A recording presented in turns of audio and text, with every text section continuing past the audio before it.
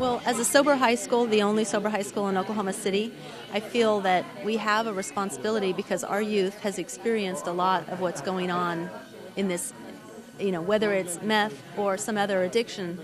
They have the experience, strength, and hope that people going through this who think that there is no solution out there can gain some help with.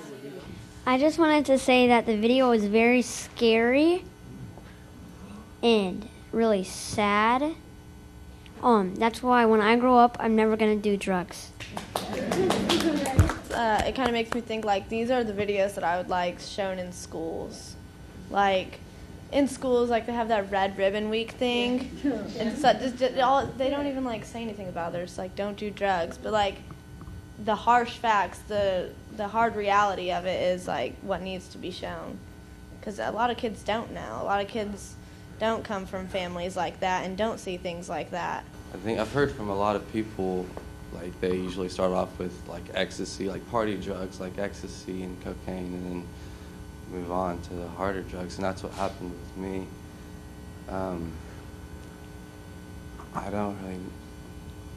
I just got involved with the wrong people, and my using buddy, his mom was a meth dealer, and that's how I got my meth, and so was his dad. I never thought people would go to so much extremes to get drugs like that, but they do. I'm just very grateful that I never got fully hooked on it, and I agree with Kayla. This needs to be shown in schools. People need to talk to them. I really would have responded to somebody a lot better who was my own age or closer to it. So the part where Jim Smith from Clay Crossing talked about people becoming soulless, and with methamphetamine in particular, you really, we watched the show and we saw the progression of the daughter being the victim, then she became the perpetrator, and on and on and on. And with methamphetamine in particular, you may be victimized by somebody with meth and be using meth, but ultimately you become the perpetrator. I can actually attest to the fact that I've been off meth for 4.5 years. I wondered for a long time if I would ever not be depressed, or if, because, I had, like you said, it's basically Swiss cheese. I've done a lot of drugs in my life, but I think that meth was probably the most detrimental. I think I saw there are 250 sites across the state that viewed this, and I don't know how many people that involves, but I just don't remember a time when we've had the opportunity to focus as we have tonight on a problem that there seems to be wide agreement, is far-reaching, and is considered to be, what was it called, public enemy number one or whatever, for the problems it's causing. Law enforcement, corrections, the medical community, everybody seems to agree. What is it going to take for us to create the political will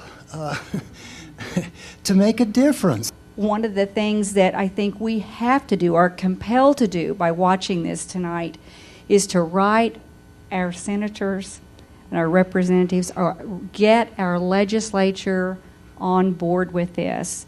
And letters and emails do count.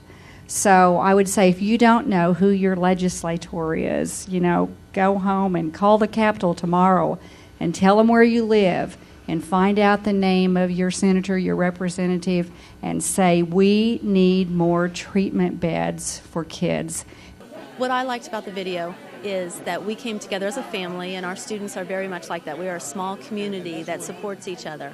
And I think it was very good for my students who are teenagers and who believe that they know everything, could still see some information out there, and their eyes could still be opened to the danger.